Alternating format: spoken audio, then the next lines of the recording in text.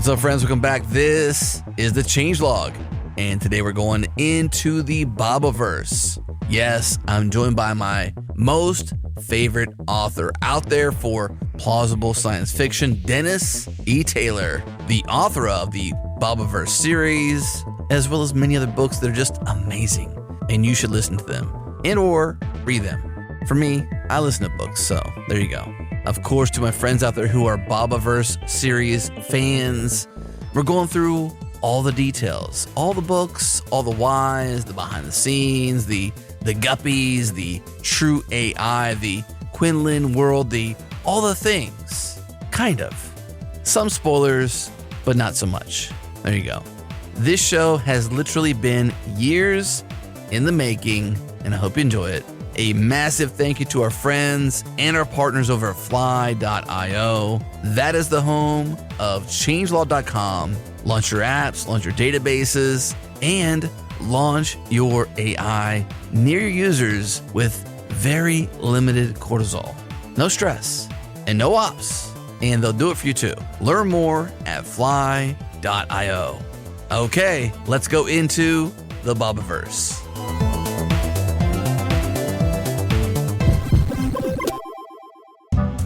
What's up, friends? I'm here with Dave Rosenthal, CTO of Sentry. So Dave, when I look at Sentry, I see you driving towards full application health, error monitoring where things began, session replay, being able to replay a view of the interface a user had going on when they experienced an issue with full tracing, full data, the advancements you're making with tracing and profiling, cron monitoring, code coverage, user feedback, and just tons of integrations. Give me a glimpse into the inevitable future. What are you driving towards? Yeah, one of the things that we're seeing is that in the past, people had separate systems where they had like logs on servers written to files. They were maybe sending some metrics to Datadog or something like that, or some other system. They were monitoring for errors with some product, maybe it was Sentry. But more and more what we see is people want all of these sources of telemetry logically tied together somehow. And that's really what we're pursuing at Sentry now. We have this concept of a trace ID, which is kind of a key that ties together all of the pieces of data that are associated with the user action.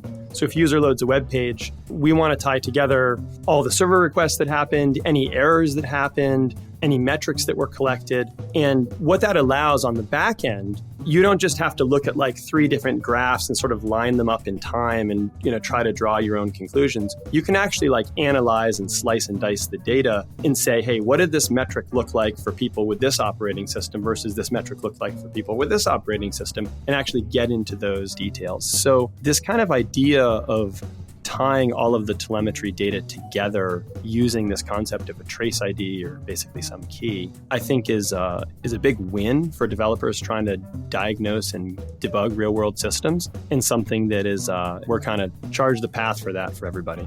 Okay.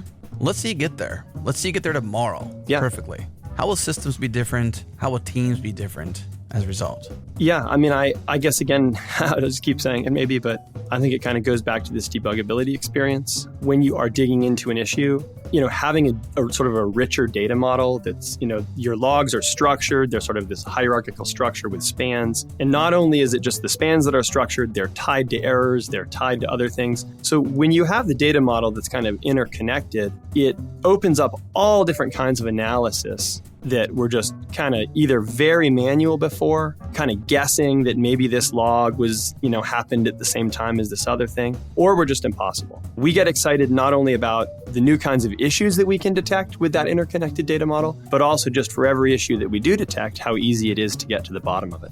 I love it. Okay, so they mean it when they say code breaks, fix it faster with Sentry. More than 100,000 growing teams use Sentry to find problems fast, and you can too. Learn more at sentry.io. That's SENTRY.io. And use our code CHANGELOG. Get $100 off the team plan. That's almost 4 months free for you to try out Sentry. Once again, sentry.io.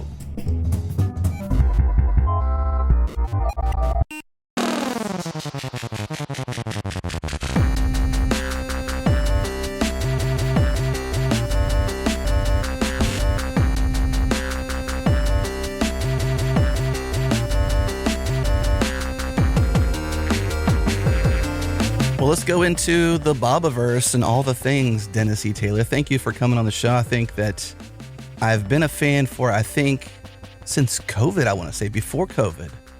I listened to your books. I've read your books. I say listen because I mostly listen to the phenomenal Ray Porter voice your books, but I've also not been able to listen. I've had to read too, so I've had the Audible/Kindle versions of your books. So I've been a reader and fan of yours for many, many years. I've been looking forward to getting you on the show for quite a long time and just was never, I guess, bold enough to get you here, but now you're here. So hello. Cool. Hi. How does it feel to have somebody be such a fan of yours for many years and then finally get to meet you like I am? I'm still boggled by the whole concept of fandom directed at me. I still feel like the computer programmer guy working at ICBC.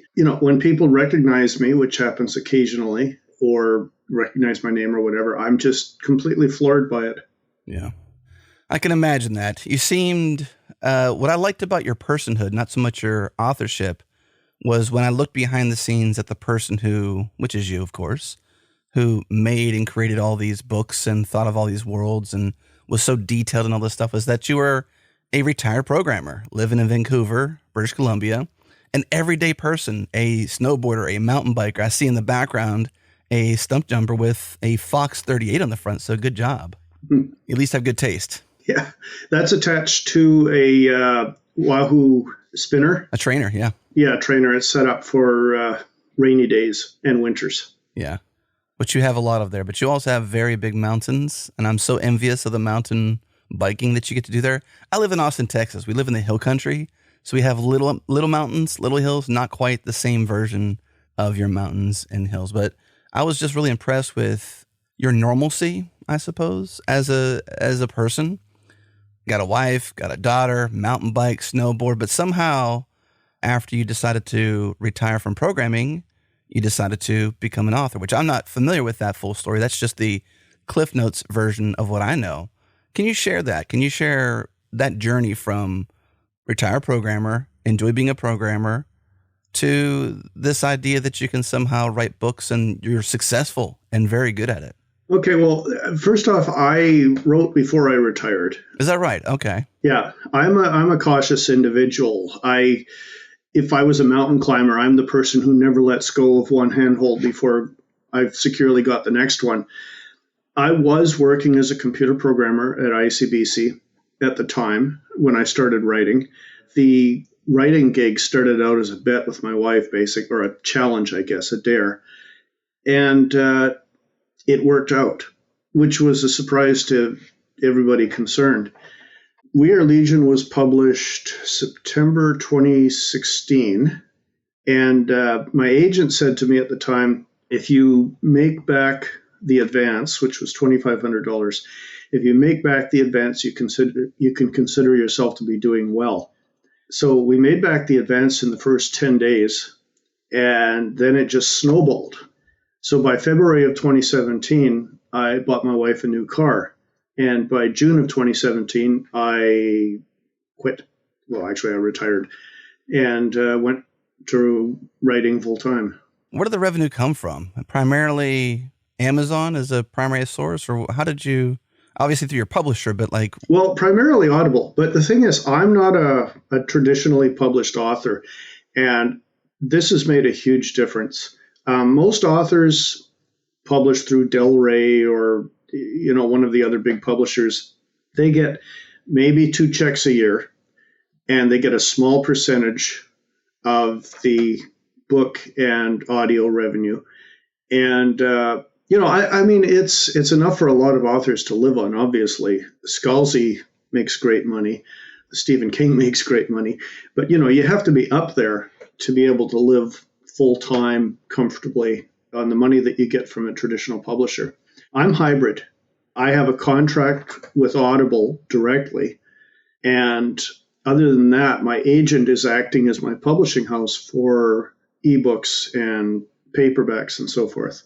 So as a result, from Audible, I get the full, it's nominally 20%, but there's a formula involved, of the list price. And from Amazon, I get 70% of the list price, less my agent's commission, but that's always assumed. Then there's Kindle Unlimited, which is a pretty significant revenue stream. Anyway, the upside of all of this is that I get a lot more of the revenue from my unit sales than somebody who's traditionally published.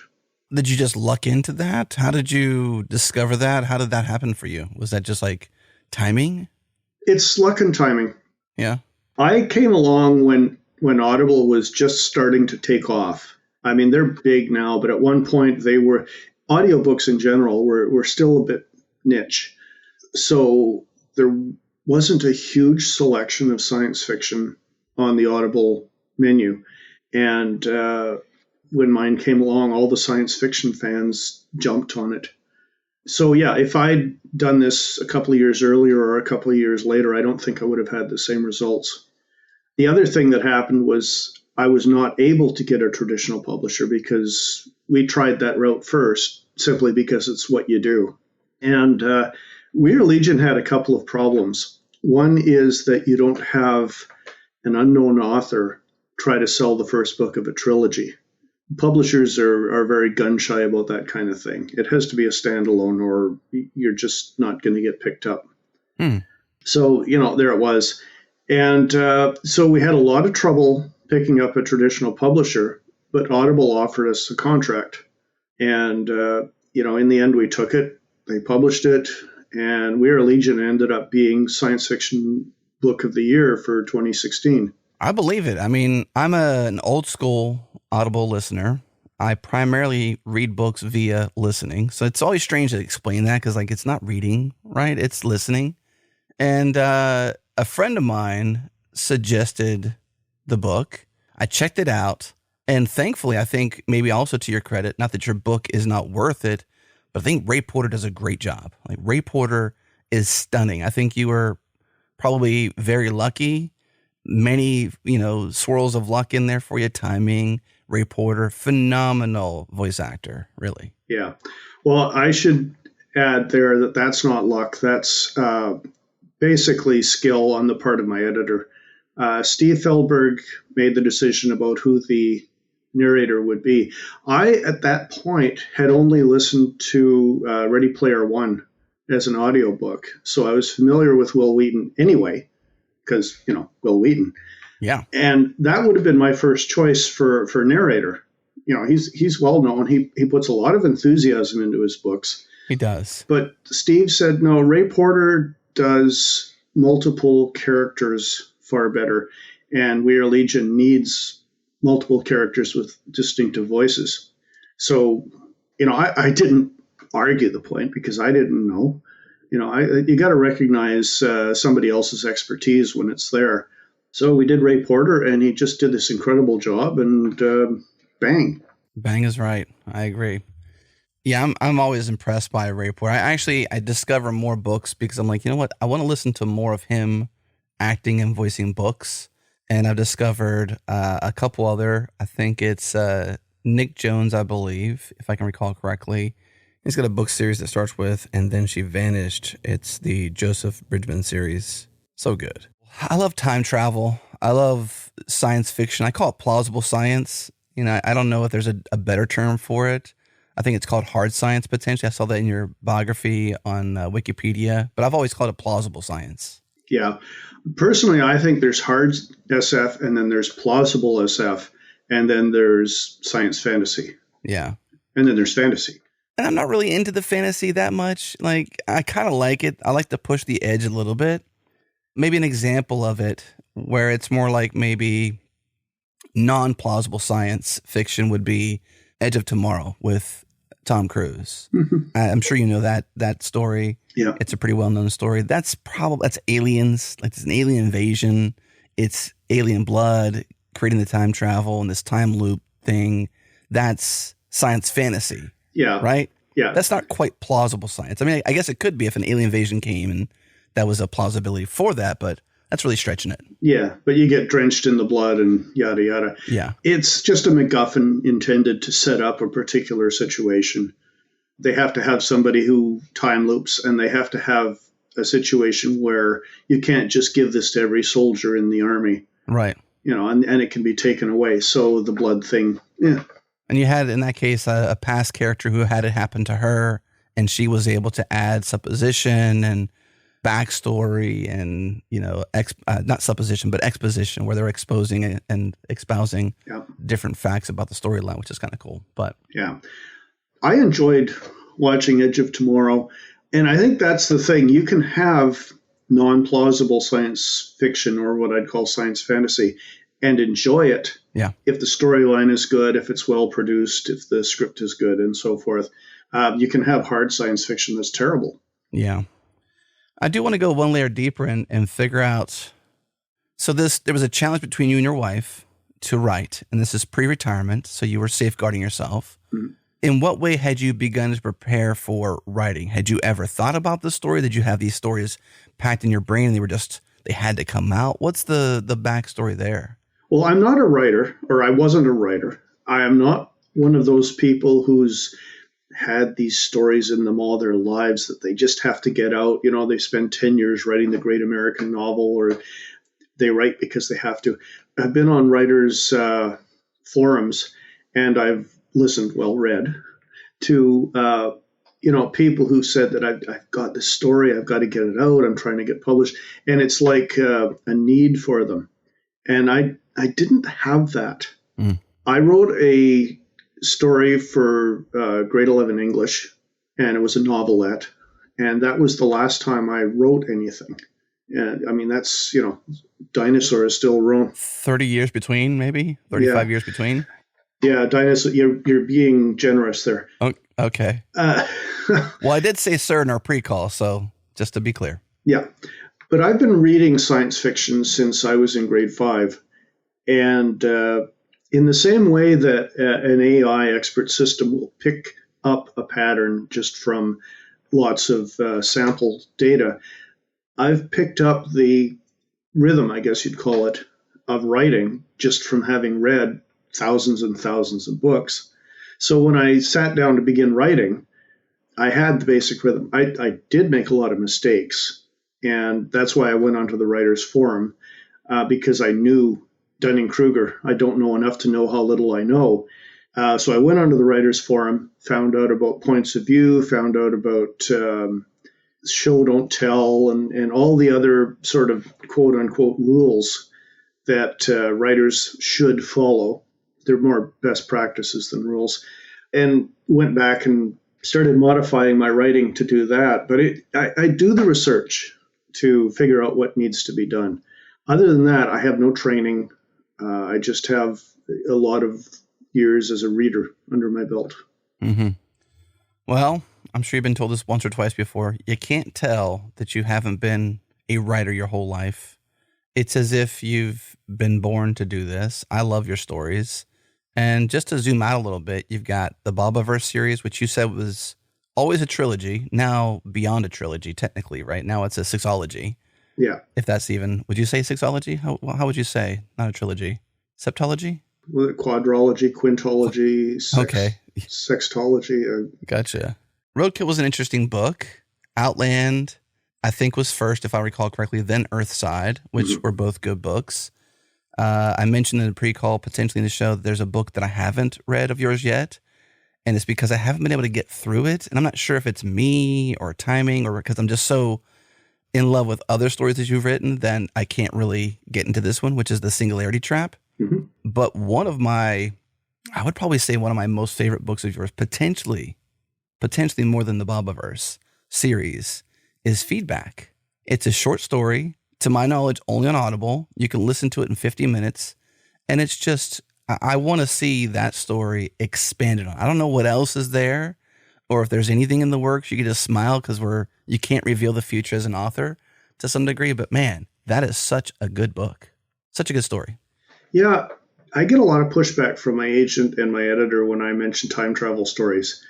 They don't like them. Well, that's an absolute shame. Yeah, I would like to try a time travel story, but it's not like I'm digging the bottom of the barrel for ideas. So it's something that may happen in the future, but meanwhile, I've got a lot of other things to write. The thing that both of them say is that once you get into time travel stories, it's like Edge of Tomorrow. You have to start coming up with reasons why the characters can't just go back and keep trying till they get it working. Mm-hmm. And it becomes another MacGuffin. It's like multiverse stories, which are all the rage right now, apparently. I've heard a lot of people say, and I agree with them, that you lose interest in the stakes in multiverse stories because no matter what happens to the character, there's another universe where they win. Yeah. I can see that. I think what was interesting about this one in particular and the time travel / it's more of a loop, and it is definitely a multiverse. And maybe it does belong just as a short story, because maybe that's why it's so good, because it couldn't unpack the details. Maybe it couldn't unpack the edges and the fringes, as your editor has said. And maybe that's wise. Maybe that's wise feedback. I think this story is just so unique because I don't want to kill too many plots in our conversation for people who will listen to your books that haven't yet. Maybe we're going to expose some people to you and your authorship and the books you've written. But this story starts out in science. It's in a lab. It's in a university. I think that's so cool. It kind of fast forwards right away because it is a short story. You kind of have to get to the point quickly. You can't character develop and stuff like that. You kind of just jump right into the mix. And before you know it, they've already gotten into this time loop and this thing is already happening. It's already in motion.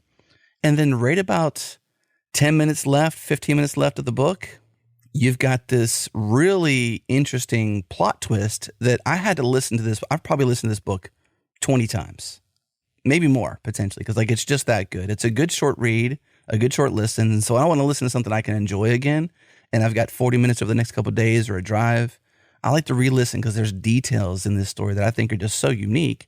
But that plot twist, I had to listen several times to be like, okay, that's exactly when, and I know you know because you wrote the book, when this whole entire story changes and there's a flip. And I thought that the way you pulled that off and just the way that book was written and was just so cool. And I'm a big fan of time travel. I do agree that you kind of get stuck in that motion, and I don't disagree with that. But you know what? That's what happens. That's what happens when you've got movies like Tenet, which are just masterpieces for Christopher Nolan. That's an absolute masterpiece of a movie. From a visual perspective and a storyline perspective, masterpiece. He'll probably never make a sequel because why do you need to make one? But I would love it one day in the future when you are done with Bobiverse and you've done all the writing you can there. Look back at feedback and see what you can do. Yeah, what I liked about feedback was that it was a good alternative explanation for the whole, multiverse versus fixed time stream question. It handles all the questions because time simply fixes itself, simplifies itself, which was the basic concept there. You could make a full book out of that. Somebody who just keeps trying and keeps trying and keeps trying and just can't get things back to the way they were. It becomes almost a variation on a genie's perverted wishes kind of thing. You wish for this, you get that. Well, it was also interesting that it was kind of accidental. There was a reason why they did the math. They thought it could happen, and they devised this, device that could do this time travel. And, so I suppose if you think about time, it was always going to happen. But from a listener's perspective or a reader's perspective, it seemed like they hypothesized this could happen. It was an experiment, and then it happened. It wasn't like they were like, well, there's this magnificent time machine, and I'm going to get in it and go back to a time, and I can change things. It's almost as if they stumbled into this rewriting of history that they could not rewrite because, as you said, time fixes itself. Yeah. I thought it was cool. Yeah, it's an oops story. There you go. Oops story. I like that better. Well, I wanted to give you some praise for feedback before we got deep into Bobiverse, because we can go super, super deep with Bobiverse and all the things there. I think that's a really cool, unexpected short read. So if you're listening to this and you want an easy 40-minute, 50-minute listen, read, feedback, you got my praise on that.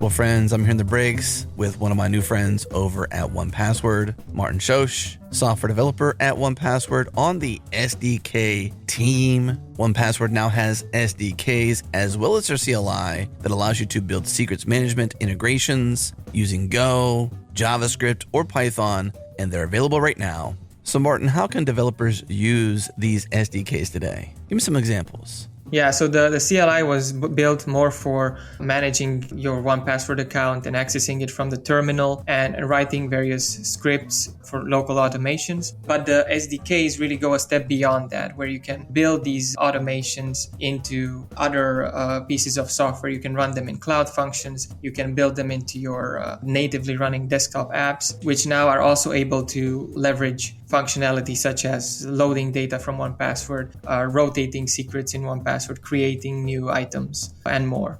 Yeah, so in addition to this awesome new functionality you're going to give developers to leverage 1Password in such unique ways, I think it's also worth noting how you built these SDKs. You have a core Rust library that generates these various SDKs. What's the backstory? When we started the SDK project, one of our goals was to really build the SDKs in a scalable way, where a relatively small team can maintain multiple SDKs at the same time, and we can add support for more languages and also add more functionality to them as time goes on. To achieve that level of scalability, we designed the SDKs in a way that they all leverage a shared Rust library that's written once, and it has all the features of all the SDKs inside of it. Now, to make this library accessible in each language, we generated a wrapper for that library in each of the supported languages. This wrapper code is automatically generated, so this gives us even more speed, agility when adding new features to the SDKs, because we just add the feature to the SDK core library, and each of the SDKs automatically gets updated to expose the new functionality in all of the languages. That's so cool. Okay, the next step is to go to 1password.com/changelogpod. They've given our listeners an exclusive extended free trial to all the developers out there to use 1Password for 28 days. That's not 14 days, but 28 days. They doubled it. Make sure you go to 1password.com/changelogpod to get that exclusive sign-up bonus, or head to developer.1password.com to learn about 1Password's new SDKs available right now. Their amazing developer tooling, their CLI, their SSH and Git integrations, their CI/CD integrations, and so much more. Again, 1password.com/changelogpod or developer.1password.com to learn more.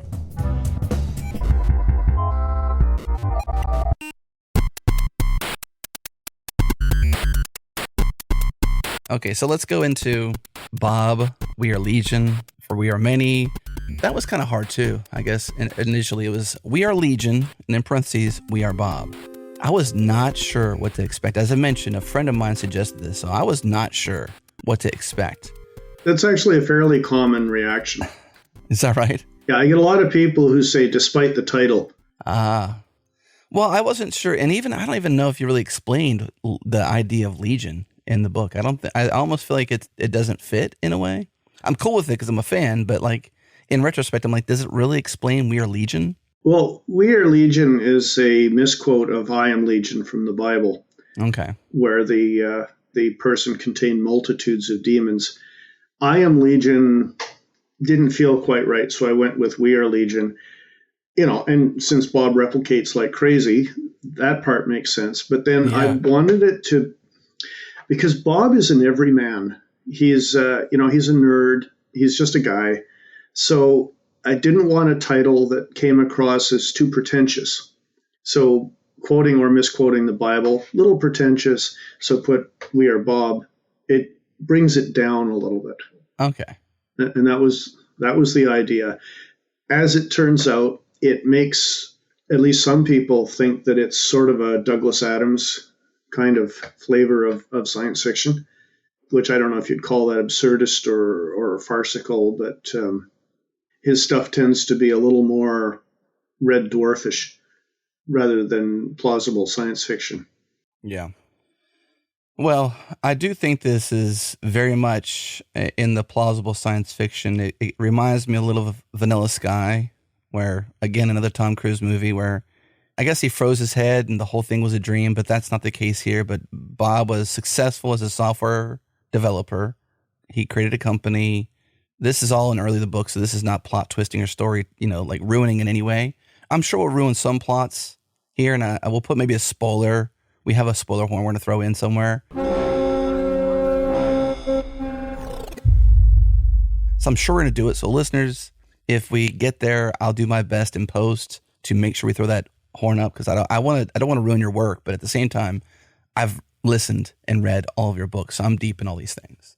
But I love how, even like you said, he's an everyman. You kind of get into that pretty quickly too, where this initial event to spark the whole entire story happens within the first few chapters. Like, it's pretty sudden. He has success. He sells his company. He's walking across the street. Something happens. And then the whole entire story arc blossoms from there. Thankfully, he went to the cryogenic center and did some things to enable himself. And that's how it all happened. But there you go. How do you come up with, since this was the first and you hadn't written any more, how do you get to this big story? How did you map it all out first? Did you begin to write and it was iterative like software? How did you get there? It is very iterative, and it also benefits a lot from suggestions from editor and publisher and, agent in this case. For instance, you're talking about how quickly Bob dies. That's not the way my first draft went. Okay. I spent considerably more time setting it up. And my agent basically said, there's too much before you get to the point. So we discussed it a little, and I shortened it down. And once you get to where he gets killed, that's when things really start to roll. And that's when, if you're going to hook a reader at all, that's when the reader's hooked. So Ethan's point was, don't take too long to get there. I do agree with that sentiment, because you think because you are not sure what the book is, and you're either listening or reading, and you're humming along with the character development, and then bam, something unexpected happens. And so it's at that point the question mark comes about, and you have to stick around till the question mark becomes an answer. And so you're like, well, this person died and these things happened. I think even the stuff in the lab where he realizes he's a replicant, and that whole discovery process was great, because you kind of Bob was a uniquely positioned character to be good at being a replicant. Mm-hmm. And you know this because you wrote the book. Gosh, I'm going to keep telling you this as if you don't know these things, Dennis. Because he had this software background, I didn't know this was written out there, but I was always thinking, like, Bob is such a MacGyver. In every scenario, he reminded me of Mark Watney from The Martian. And there's even people who have said, if there was a love child between Andy Weir and Ernest Cline, it would be potentially you. I don't know how you feel about that quote, but I don't disagree with it, because I'm a fan of both of those authors as well. But Mark Watney is an Andy Weir character from The Martian. And MacGyver is not at all from either of those authors, but from the older time back in the 80s, I think potentially the 90s. But MacGyver could get out of any situation. He always had a way. And that's the thing with Bob, is Bob was uniquely positioned, maybe even from a mental state, to be a good replicant. Can you expand a little bit on the difficulty of being a good replicant? That was the whole point of the book, was to make Bob a replicant, stick him in a ship, and shoot him off into space. So everything that happened in the plot had to further that destination. So to start with, he has to be a software guy. He has to have a physics background. He has to be a nerd, and he has to be a bit of a MacGyver. But you mentioned earlier about the process of writing being iterative, and that's true. I don't have the whole thing mapped out, right off the bat. I don't know how many authors really do. You can have a map for the book, but it's still, the 10,000 foot view. And there's still a lot of detail down there that you have to wade your way through when you're actually writing it. So a lot of stuff got added in. For instance, the VR, which actually has turned into a major part of the whole concept of the series. The VR was an add-in. Really? Yeah. What I discovered once Bob got into space, and I had gotten as far as him being in Epsilon Eridani and or Eridani, depending. Mm-hmm. I would have said Eridani. Yeah, pronunciations are something you don't have to deal with when you're reading, but once you start getting into audio, it becomes important. I've always said Eridani. Ray pronounced it Eridani, and I went and looked it up, and actually either one's good. I had gotten as far as they were in Epsilon Eridani. They'd blown up Medeiros. Bob had cloned himself several times, and they're all sitting around talking.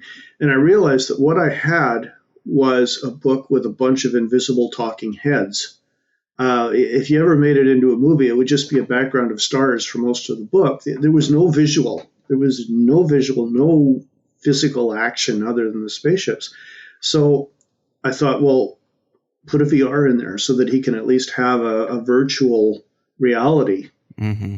And then once you add the VR, of course, you can do anything if you have complete control of the VR. So now you have baseball games and pubs and moots and offices and a cat and a butler and stuff like that. So that was an iterative addition. And that's one I would definitely concur with being a wise choice, because I think you get a chance to show off a lot of what made Bob a great replicant, which was you show off a lot of the unique nerdisms, if that's even a word. Mm-hmm. Like, they're playing baseball. Badly. They're replicants, badly, but they do it for fun. And somehow that's like their pastime. And they're all Bob, which I thought was just like the entire premise of that is such a anomaly in storylines anyways. I don't know where else it's happened, honestly, where you have the main character be many of them, the same character, but derivatives and whatnot. And there's obviously, what do they call it? What did you call it whenever they drifted? What was the drift word? Replicative drift. Yeah, there you go. Replicant drift. So there was a Michael Keaton movie. Multiplicity, yeah. I actually never watched it, but it was the same idea where he kept cloning himself. Yes, I will give you that. I think you did it in a much more unique way. Like, I didn't understand, or I was not aware of von Neumann probes. So you exposed me to new plausible science fiction that one day might be real. And I'm just thinking, like, wow, is this the future? Is the future of eventual humanity one person or several people are replicants of nation states fighting against each other, and they escape and fight in space and eventually save us and take us somewhere else and terraform different Earth? Like, it's crazy what you've created. Honestly, it's really, really wild. But I love that back to the VR, because I'm not a big fan as a human, as an individual today, of VR. I guess it's like it hasn't quite come about. And then even early iterations of the BobNet and VR were iterative too. Like the early versions of VR, there was, even as a replicant, Bob acted like human Bob. It was still Bob. It was just in a different manifestation, basically, or a different form, where he was like, well, let me create this virtual reality for the Bobs to enjoy and do moots and go to the pub and play baseball. And eventually that got more and more unique, and each Bob had their own background or different settings. And I think the cat was involved, and like the taste of the beer was iterated on, like all these little unique things that you don't really think about that you can truly enjoy in a book form. That was there. I thought that was really cool. Well, I think one of the reasons that the VR works in the series and isn't a problem, it's a situation similar to multiverses. There have been a lot of movies where people get stuck in a VR and they have to fight their way out or something like that. And you always have this problem of trying to justify real stakes. Oh, if you die in the VR, you die in real life. So when you have a movie or a story where the VR is the main combat arena, if you will, and you're trying to give people a reason to care about, or the reader a reason to care about what happens in the VR, that can be difficult because it is by definition virtual. Mm-hmm.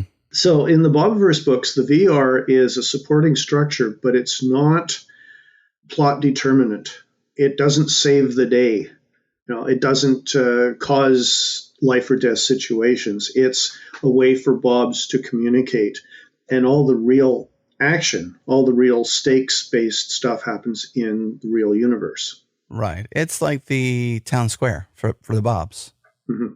Right? It's a way for you to show the interaction in between Bob that is Bob's, that is not simply communication from one probe to the next, because they can do that too, and they do that. Yeah. but they tend to have their moots, as you've called them. And I didn't even know what a moot was. I was like, okay, this is a thing. It's a real thing. Like moots are, I don't know, meetings, basically. I never called it a moot before. I just called them meetings. I held an air horn over my head and pressed the button. A loud plat filled the room. All conversation ceased as every head turned towards me. Hey, everyone. Welcome to the first Bob Moot. I've built a matrix here at the Skunk Works that is more than big enough to handle everyone in the Bobiverse in VR.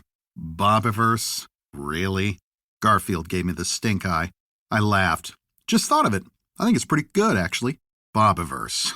Bobnet. This galaxy may not be big enough for our ego. That's really cool, the way that you've mapped that out, that they can just like have this place to show their character and to, I guess, show their continued humanistic character in a non-humanistic form. Right? They were still human in who they were as Bob. Yeah. And it allows me to throw in a little physical humor once in a while, too. Well, like Admiral Akbar, I think was... Akbar. Yes. I think even like that, it shows, as an author, it shows your exposure to different science fictions out there. Because that's kind of interesting how this character from Star Wars doesn't have any emotion.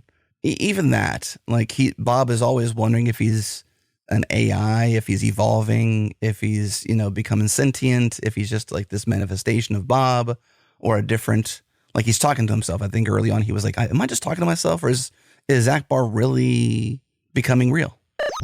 I leaned back, put my hands behind my head, and stretched.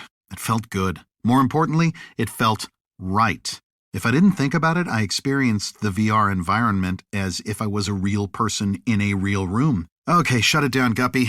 Push the latest source through the de-obfuscator and we'll run through that when it's done. Aye, aye, sir. I raised a virtual eyebrow. I had a sneaking suspicion that Guppy was actively developing a sense of humor. He behaved like a dead fish most of the time, but every once in a while there was a moment of snark. So let's go a little deeper, because the book is multi-booked, obviously. And I think what made you make Bob's, or the Bobiverse, or however you want to phrase it, become these guardians? Because it doesn't seem like at all OG Bob's way. OG Bob was a developer, a programmer. He wasn't being a guardian of the galaxy by any means, but somehow they felt like they had a mission in a way. A responsibility almost to save the day. That's what it is. It's just a sense of responsibility. Bob, as a human being, was somebody with an overdeveloped sense of, I guess you'd say, morals of responsibility. So as a replicant, if he finds himself in a position where he can either save humanity or, shrug and go off and do his own thing, the only thing that he feels he can do is save humanity. That was unexpected, though. Yeah. With Bob, I had to tread a fine line between a character who set his own destiny and a character to whom things happened. You don't want him to be hapless. You don't want him to be just a foil and the universe is blowing him around and stuff like that. But you also don't want him to be completely in control of his destiny. Otherwise, he's too much of a Gary Stu. I don't know who a Gary Stu is. Oh, sorry. Well, a Mary Sue is the traditional term for a character who's just too good. Okay. Who always gets their way and always knows the answer and stuff like that. So with a male character, the Gary Stu term has sort of evolved. Okay, gotcha. I didn't know that term. So there's definitely some things in there that you are aware of that I haven't caught. Now, so you wrote the original book, We Are Legion, We Are Bob, as a trilogy. You've described it being iterative. How in the world do you write an iterative book that is evolving as you write it in a way and know it's going to be a trilogy? How did you know it's going to be a trilogy? What made you, you had to think about something beyond book one. So the way it works with trying to get a publisher is you have to query your book to either publishers or agents. I would recommend agents myself. So you send out, these days it's email, which is a lot simpler. In the old days, back when dinosaurs ruled the earth, you would actually package up your entire manuscript, mail it to an agent with a postage paid return envelope inside so they could send it back. And they would either say yes or no or whatever. These days you can use Query Tracker, which is a website that lists agents and what genres they look for and how you query them and stuff like that. So I was querying We Are Legion, but while I was doing that, I was continuing to write. And well before I finished the first book, I knew there would be at least another book. By the time Ethan called me to offer me an agency agreement, I was already most of the way through book 2, and I knew there would be a third book. So it was already in the works, I guess, is basically what it comes down to. Gotcha. Which I find a little fascinating that, remind me who Ethan is. Is he from Audible or this is your agent? Ethan Nellenberg is my agent. Okay. And so your agent gives you a contract, but then you also have a direct contract with Audible. Do those compete in any way? Does Ethan always gets a cut of what you do, right? Yes, and Ethan arranges the contracts. That's what the agent does, basically, is everything other than writing. He takes care of all the other stuff so that all I have to do is write and interact with the editor. Wow. And, think up new ideas. Ethan has managed to get me published in, I think, at least a dozen languages now. That's intense. Yeah, a lot of stuff going on. He's working on a Kickstarter campaign right now to get my books published in paperback form, pre-printed rather than print on demand, which is what Amazon does. The print on demand books, they're okay, but they're basically laser printed. Yeah. So if you can get them done the traditional way with an offset printer and stuff, the quality is higher. You can smell the ink. They smell like books. And anybody who's a book reader, a physical book reader, knows what I mean about that. So he's working on that. Because I've never been beyond Audible with your books, I guess I didn't realize at all that your books weren't printed. They're not printed? Well, print is available through Amazon, but the way that print-on-demand books work on Amazon is they'll print, I don't know, maybe a dozen, some number at a time. They'll keep them in a warehouse and then send them out as they're ordered. And when they're getting low, they'll print another dozen or whatever the number is. But they're essentially print-on-demand. It's not a large run, and it's done with, like I say, a laser printer. That's interesting. Well, good thing for Ethan being such an advocate. Does that relationship, is there a lot of autonomy in there? Do they get to do a lot of things, without asking you, like this language thing or this Kickstarter thing? Are these things your ideas? Do you collaborate quite well? How is that relationship for you? We collaborate well. Ethan doesn't do anything without checking with me because he is my agent rather than... Yeah, I'm not even sure if a traditional publisher would do things without checking with the author. I don't have the experience in that area, so I don't know. But it would be one level more removed, if you will. Audible is my publisher, is what it comes down to. I'm different than most authors in that most traditional publishers are, you tend to think of them as text publishers with a side of audio, whereas Audible is audio, and we don't care about the text. Interesting. Is that why? Because I've seen before, I think I've seen you tweet about these things, and I guess now it might be something different because it's X. Folks have asked you about the Bobiverse series becoming a movie, which thankfully we just talked about VR because it makes it more possible to actually visualize some of this exposition between the Bobs, basically.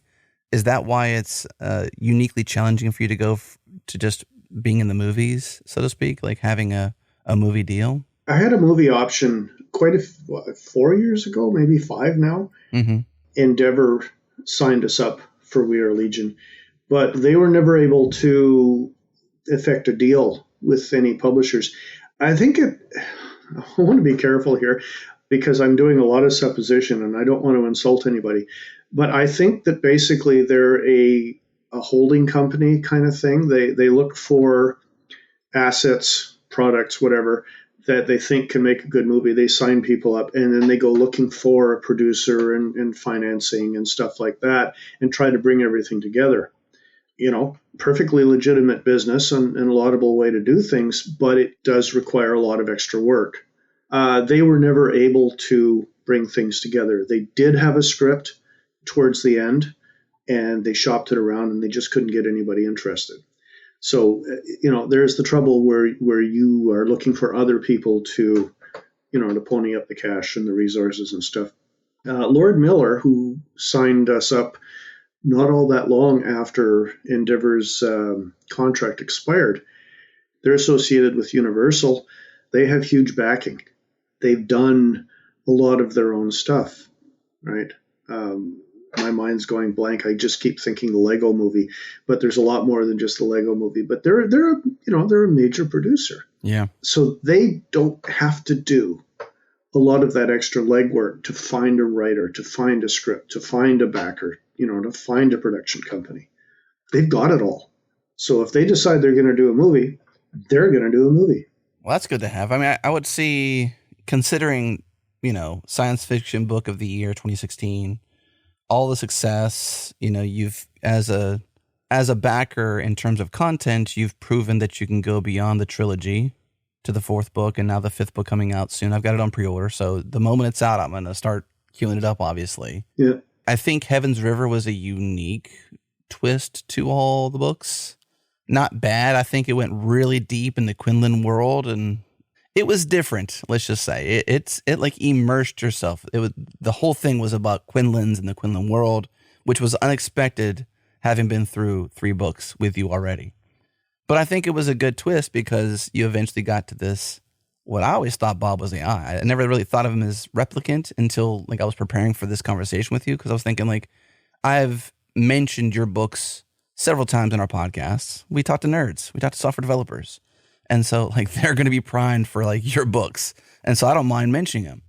And I think I've even said, I'm eventually going to get Dennis on this show.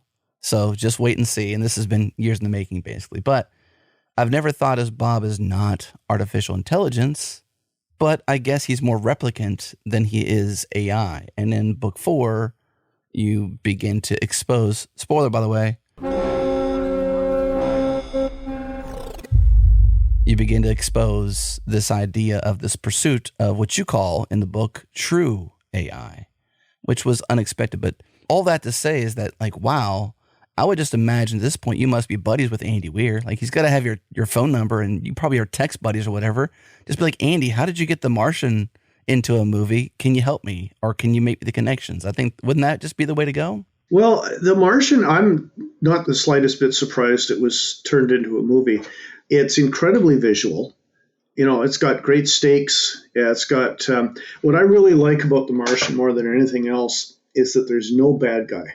And I say this quite often. This is man versus nature. Nobody in the book is evil, or in the movie for that matter. The stakes are all versus circumstance. Ingenuity, yeah. It's what some people call engineering porn. It's problem solving, serial problem solving, and he makes a point of that at the end of the movie. But I love that kind of story, and I try to make that a part of the Bobiverse whenever possible as well. I think you do have some enemies, though. You've got some bad guys. Medeiros is the first one, or first several. I suppose maybe just generally on Earth prior to Bob leaving. This is in book 1. Yep. A lot of, infighting, a lot of, I would not say world war. It's, everyone's against each other. There's a lot of things happening that really turn the nations against each other. There's this race to create a replicant and leave Earth.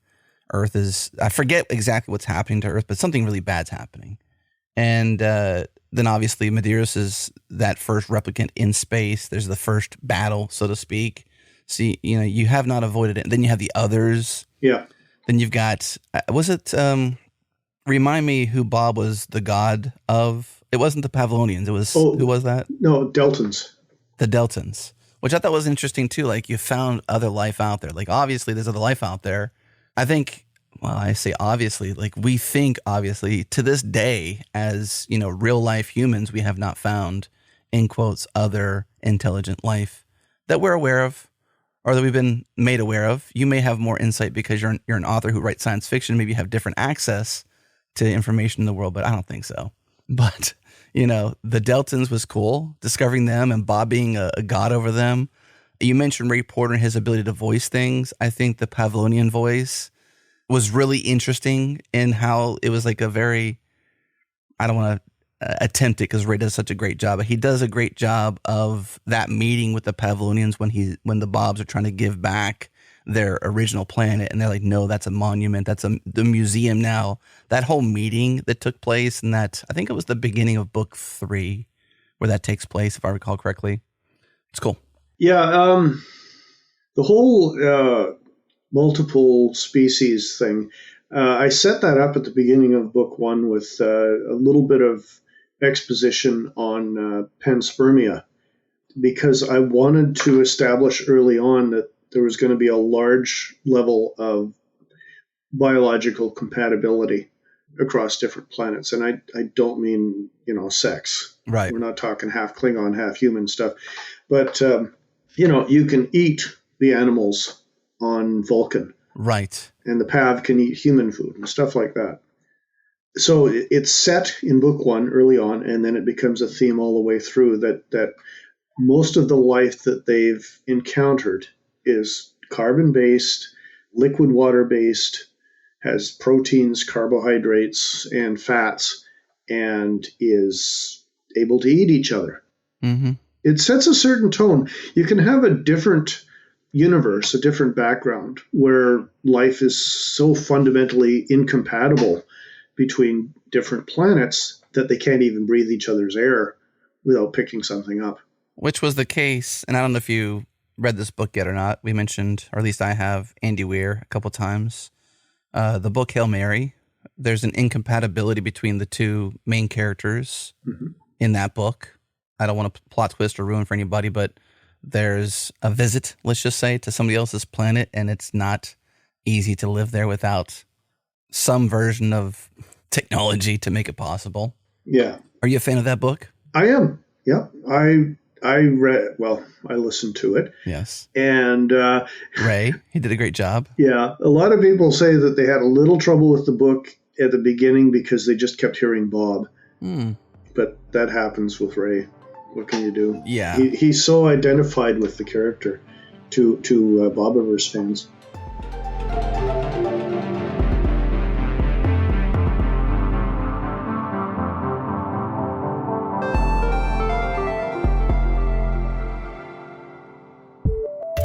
Okay, we're here in the breaks. I'm here with Firas Abukadije, founder and CEO of Socket.dev. Socket is a developer-first security platform that protects your code from both vulnerable and malicious dependencies. Firas, the status quo of security tools for developers seems to be broken. It seems to be just riddled with tools that may not actually help developers to be more secure and to shift left. What are your thoughts? I totally agree that current security tools are super broken. There's really 2 ways that they're broken. The first, they send too many alerts. The second, they send not enough alerts. What I mean by that is they send too many alerts. They send false positives. They inflate the severity. They say that it's a critical security issue when it's actually a low security issue. They tell you about vulnerabilities in developer dependencies that are never going to run in production. So there's all these reasons why they're just wasting your time with this noise. And on the other hand, they're not alerting you about things that actually matter. So if you look at like the news and you look at kind of the attacks that are affecting companies and that are affecting developers today,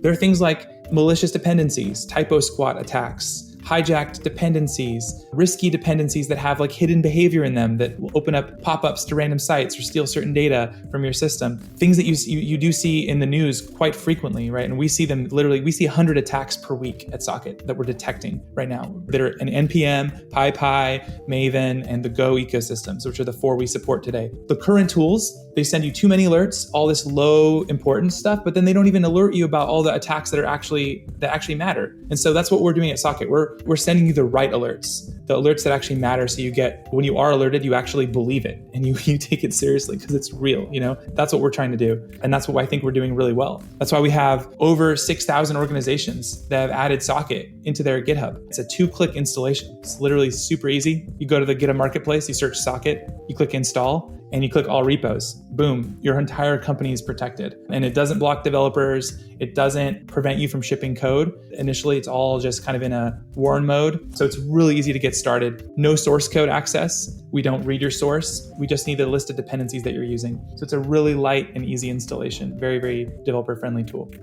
Okay, they've made it too easy to install the GitHub app. Go to socket.dev. There's a button right there on the homepage, install GitHub app, or if you want to go deeper and see behind the scenes and get questions answered, you can book a demo. But the first step is to go to socket.dev, learn about Socket for GitHub, Socket CLI, and the Socket dependency search. Find any package for your project and see its security concerns or lack thereof. Once again, socket.dev, that's socket.dev. Well, Intel Innovation 2024, Accelerate the Future, is right around the corner. It takes place September 24th and 25th in San Jose, California.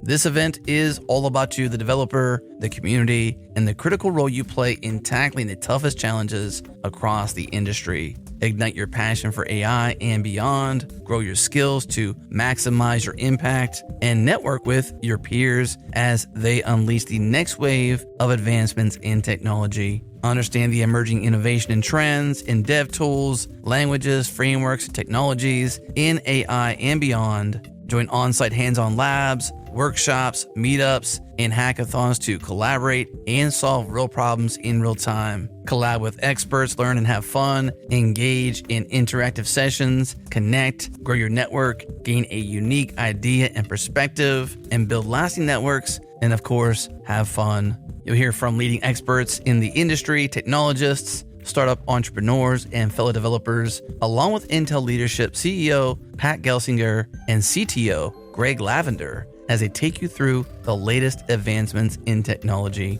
Don't miss out on the chance to be at the forefront of innovation. Take advantage of their early bird pricing from now until August 2nd. Register using the link in the show notes, or to learn more, go to intel.com/innovation.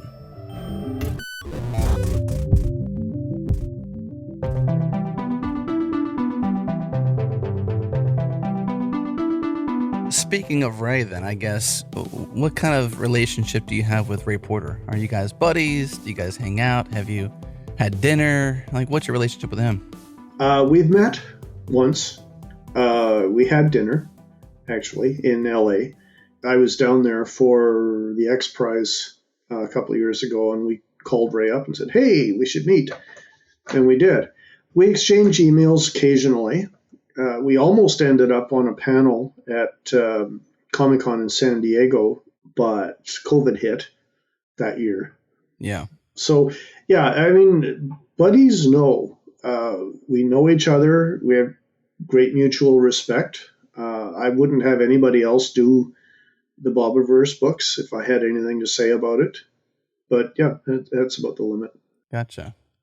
See, I would think that, and maybe this is the fact that you're in the early part of the show, you mentioned you're not sure how to handle this fandom, right, towards you.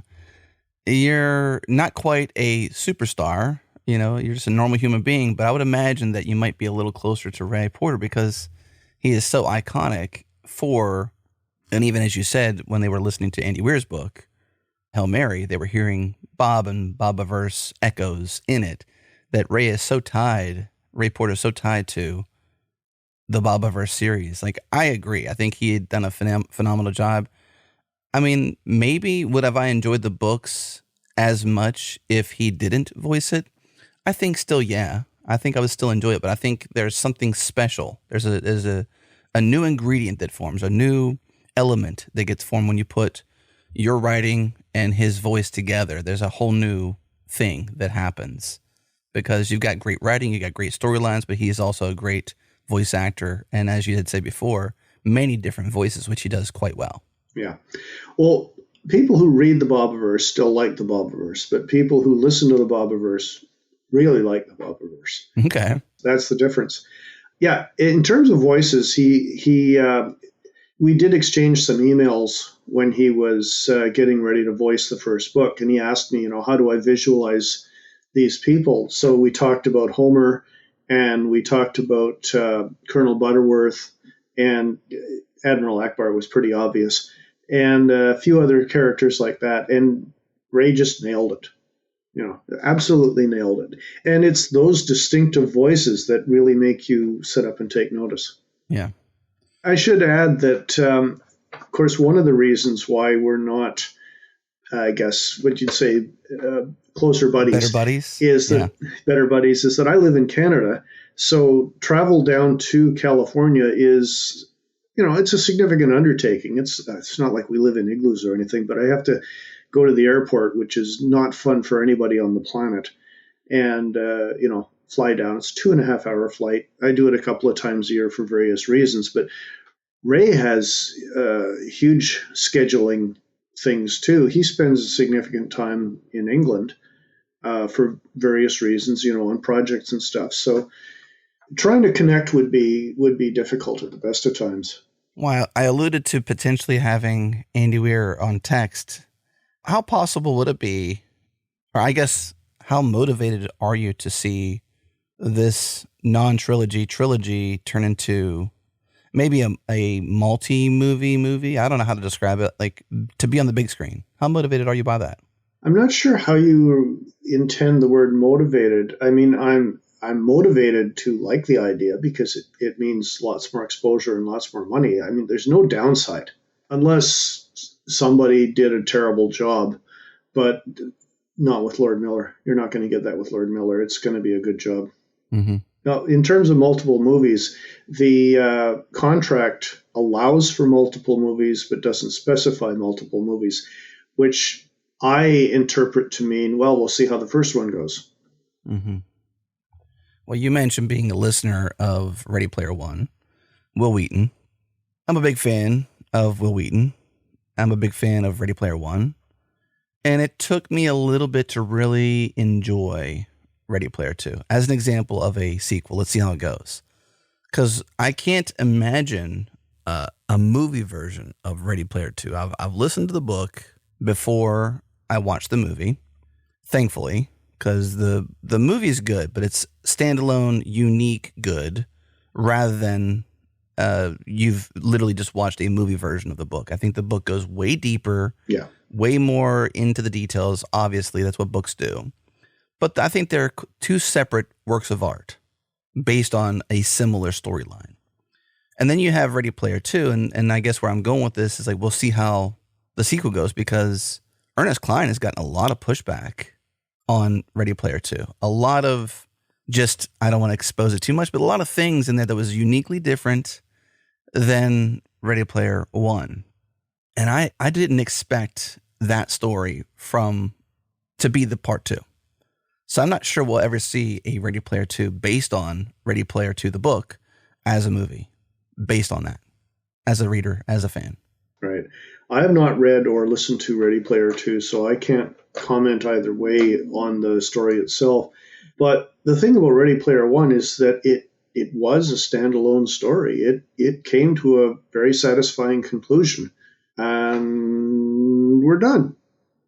And the problem always when you have a story that ends that well, and they all lived happily ever after, is how do you generate a new conflict?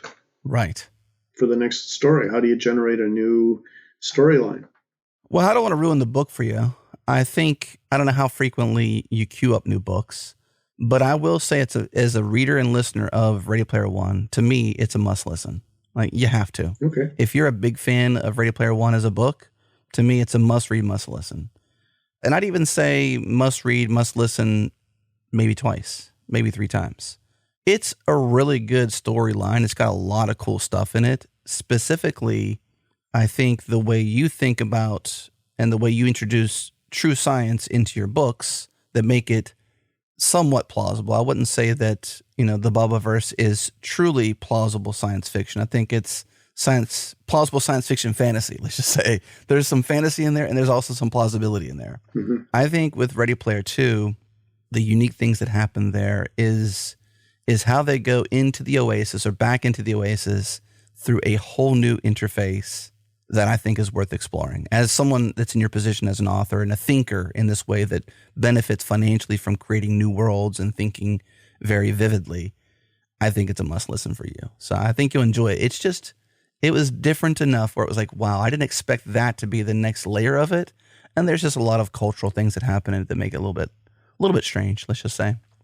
But that being said, you know, I would personally enjoy watching any of the Bobiverse, anything from the Bobiverse as a movie at least once, even if you only have a standalone movie and it's only good enough to be a single movie, fine by me. Just take my money.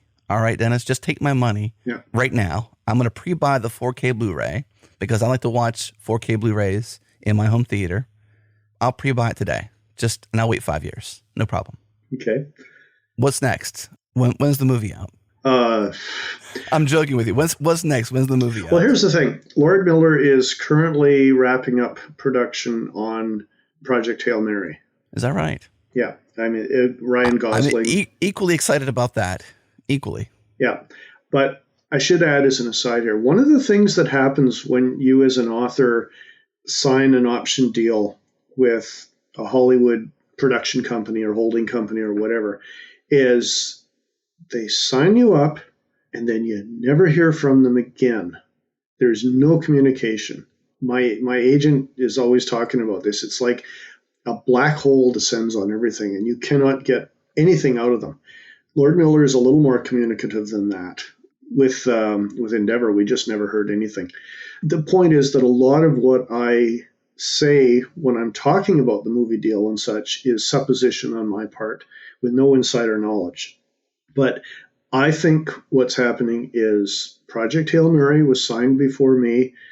I'm pretty sure that's true. And they've been working on that movie.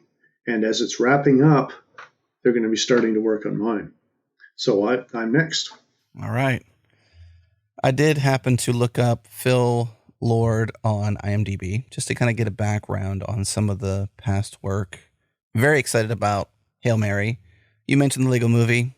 Two that stand out to me that I've definitely watched and thoroughly enjoyed as adaptations or what I would call brand new visuals to a well-known, well-played out, well-done character line is Spider-Man. So you've got Into the Spider-Verse and Across the Spider-Verse, I think are absolutely phenomenally cinematically done adaptations of a over and over and over done storyline that I think brought brand new visuals to the Spider-Man world.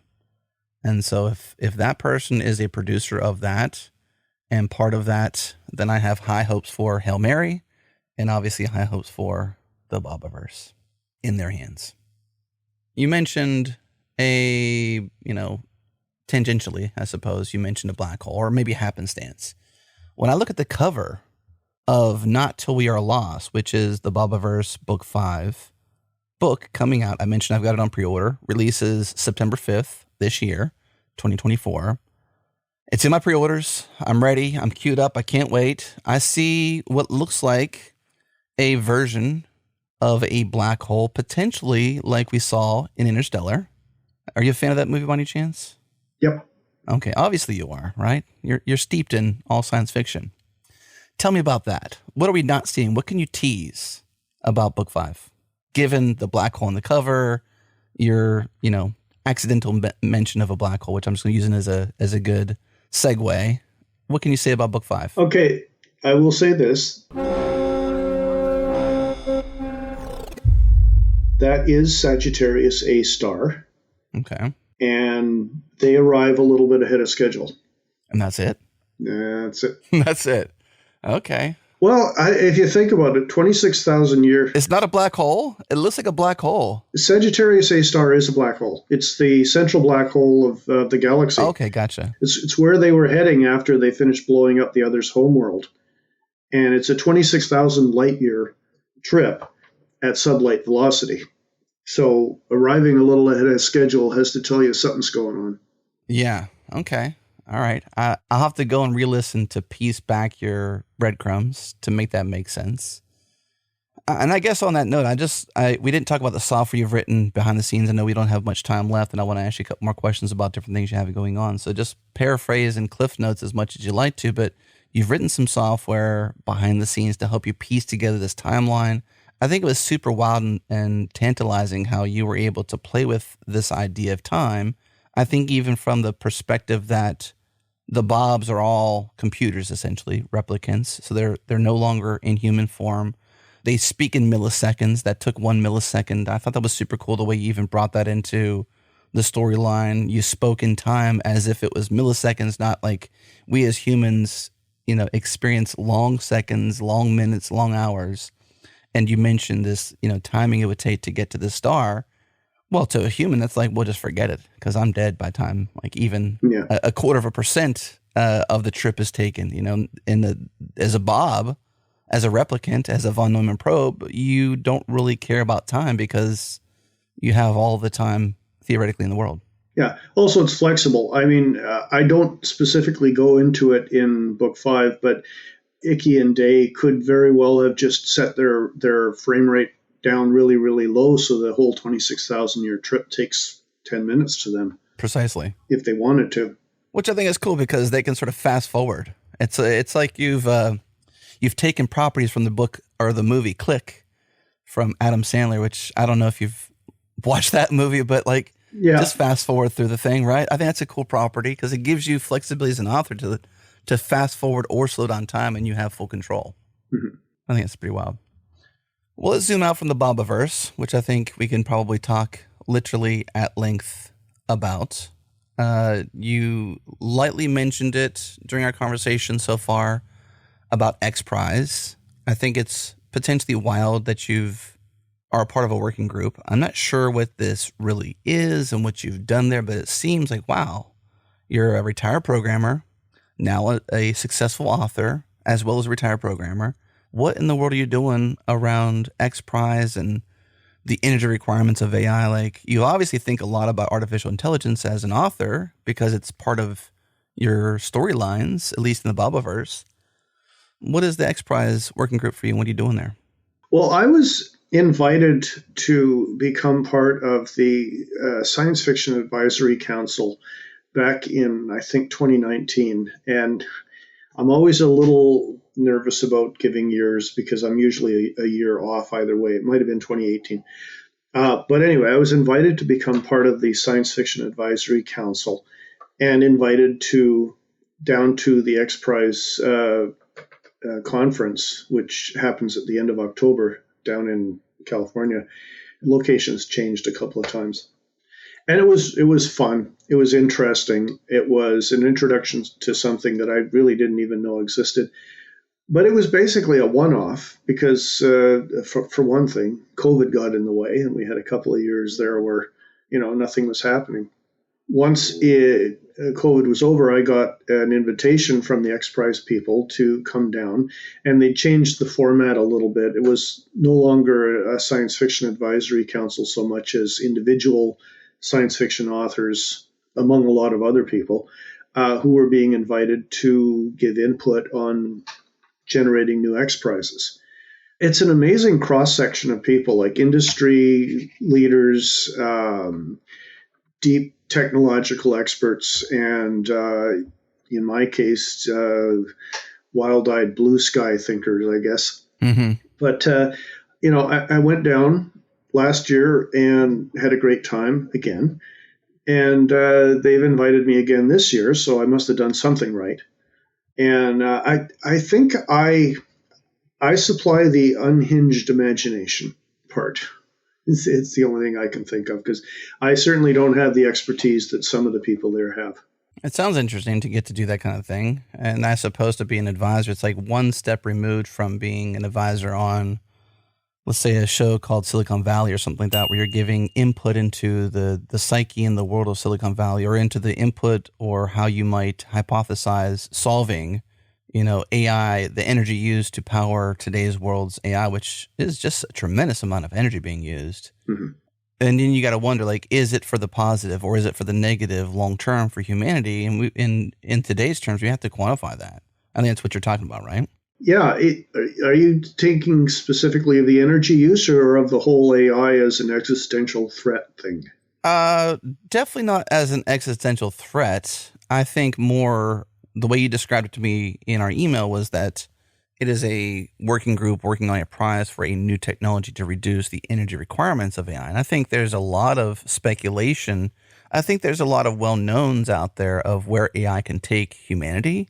But at the same time, it's been compared that our brains are quite effective and use way less power than a seemingly similar AI, which is not truly AGI, artificial general intelligence, or even true intelligence. It's manufactured intelligence, really. Mm-hmm. How much energy usage goes into it. So I imagine this working group you're doing is like evaluating and hypothesizing and supposing how this will play out with the energy requirements to power today's and tomorrow's AI. Yeah. Well, the problem is right now they're generating LLMs, large language models, which is what the current AIs are. They're generating them using brute force techniques. Let's throw more computers at it. Then let's throw more air conditioners at the computers. Then let's throw more electrical substations at the whole thing.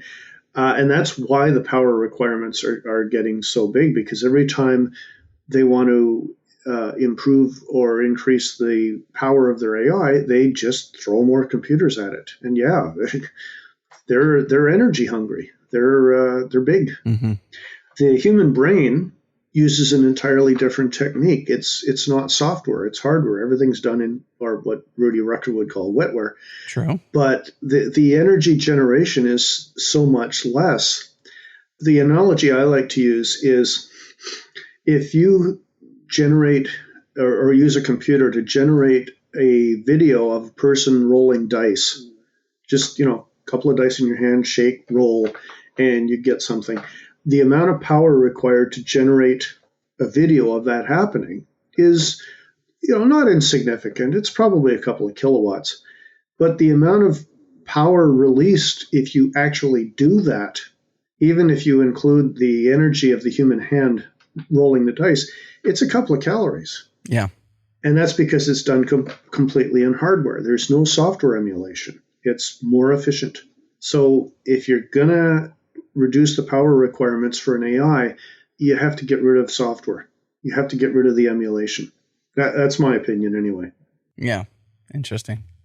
And this is the working group you're on, and you're there as an advisor or as a big sky idea guy kind of thing, as you said before. Yeah. That's your role in this working group, is to think, not so much to implement. Yeah. Well, thankfully, right? I'm on two groups right now, actually. I also got invited into the health group on consciousness, on measuring and detecting consciousness, which is another really neat concept to deal with. But the one correction I have to make is that the X Prize working groups aren't there to come up with solutions. They're there to come up with prizes and goals and let other people come up with the solutions and win the prize. So we're not trying to think, how can you do this in hardware? We're there to say, how can you come up with a way to generate AI using 10,000 times less energy? Go. And the prize is 50 million if you do it. Wow. So that's really what we're trying to do. Gotcha. And because we're short on time, otherwise I'll go deeper. We'll leave that there. I do want to give you a chance to mention two upcoming things. You got The Fly, which I was surprised by as the title, or at least the working title, because there's obviously a very well-known, potentially plausible science fiction movie from, I think, early 90s. I could be wrong. The Jeff Goldblum one? Yes, sir. Yeah, Jeff Goldblum. Yeah. And it's a phenomenal rewatch. I mean, if you haven't rewatched it in like a remastered version, it's well done. I need to say that my book is nothing like that. Okay, good. There's no connection at all. In fact, Steve suggested that I change the working title to The Fly, but not that one. Okay. Good working title. I'm not sure about a good final title, but I suppose parentheses are in your way. Yeah, definitely not the final title. One possible title that Steve suggested was Flybot. Yeah. When you're done with book 6 of the Bobiverse, and since we're mentioning, the working title The Fly and this other one, which is a working title of 10,000 Worlds, these are non-Bobiverse books. When you're done with book 6, are you going to be roughly, in your mind, as much as you might be done with the Bobiverse series, and you're free to sort of like roam new ideas. Yeah, there's too much happening for me to cut things off at 6.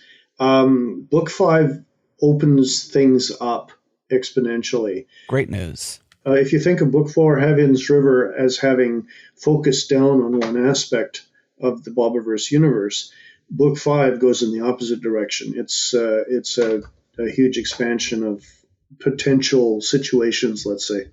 Okay. Good. It's the Bob's looking outwards. Well, I'm glad you mentioned that because, again, I presumed 6 books, a sixology, however you want to describe it. I'm probably wrong.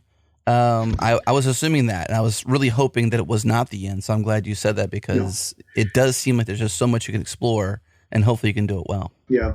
I use as a working number 10 books, but I'm not limiting myself to it. Okay. If it organically heads in that direction, fine.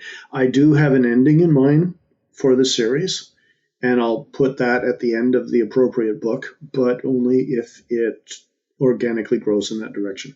Good. Okay. Well, Dennis E. Taylor, it's been fascinating to talk to the author of the books that I love very much. I'm excited that you tested this out, this challenge with your wife many years ago to explore this.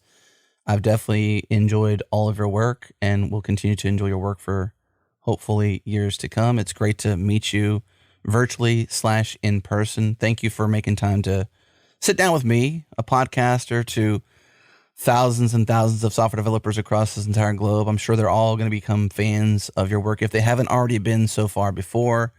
I'll drop this link, obviously, in the show notes, but DennisETaylor.org is where you can go to find his personal site. He's on X / Twitter. Of course, you can check that out. That's where I pay attention to your random tweets. You don't tweet too much. No. But I always enjoy little daps of where you're going to go with the Bobiverse series and the different things you're doing. So, again, I enjoyed feedback. If Ethan can bless some way, shape, or form, your editor can bless some way, shape, or form, your future backing to expanding on that, or if you have any ideas, I would be a pre-orderer right then and there. I'm fascinated with time loops and time travel. I think the way you've architected the Bobiverse series has been very well done. So I'm a big fan. Thank you so much for making time. Anything else to say in closing? Anything left that I haven't said yet at all? No, we've covered a lot of ground. Absolutely. Well, very well then.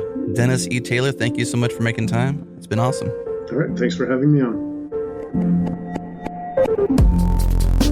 Well, my Bobiverse fans, thank you for tuning in for this show. So cool talking to Dennis. And there's so much more to enjoy for the Bobiverse. 10 books? I mean, book 5 is coming out next month, September 2024. And that means we have 5 more books to enjoy. And a movie. Wow. And to my Andy Weir fans out there, Hail Mary fans out there, I know you're out there. Did you hear Dennis slip and mention, maybe he slipped, maybe he didn't. He mentioned Ryan Gosling. He mentioned that Phil Lord is producing Hail Mary as we speak.